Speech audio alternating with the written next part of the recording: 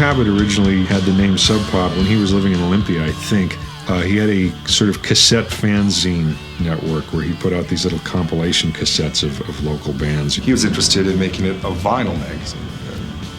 The bands he was interested in at the time were Green River and us. And John also was a huge fan of ours. He wanted to make a record, start a record label. So we kind of talked them to working together to put out our record. Up to that time, everyone played it really safe. All the small labels, well, we'll put out a single every 3 months and, you know, we'll sell 1,000 copies of it, and that's cool because I've got my day job, and John and Bruce were having none of that. They said, you know, we don't want to work day jobs, we don't want our bands to work day jobs. We want them out there on the road, we want them in the big magazines, we want their records everywhere. It is punk rock, but we don't care, we want to make it bigger than punk rock. And that's why these two gentlemen are the kings of the scene, as you might say. There was a real indie ethic in the 80s that you weren't supposed to be proud of having hit records or being a hit machine. And John and I, as fans of, you know, the history of pop music in this country, really admired labels like Motown and their hit factory mentality. Yeah. They definitely picked a certain kind of band for their label, which makes everybody think that that's the only thing that was going on in Seattle. By default, I ended up engineering all of them, and they had Charles doing all the photography, so there was definitely a package and an image and a sound. I think every community has their pools of talent. It's just a matter of being able to take on the responsibility of marketing.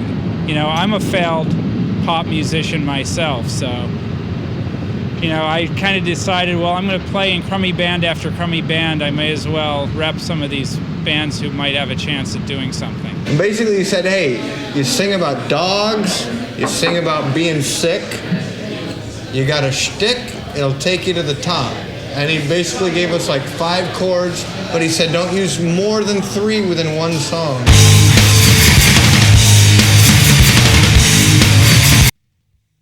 When Sub Pop finally got their act together and they started somehow getting this underground hype thing going, which started very small, they flew an English journalist into Seattle.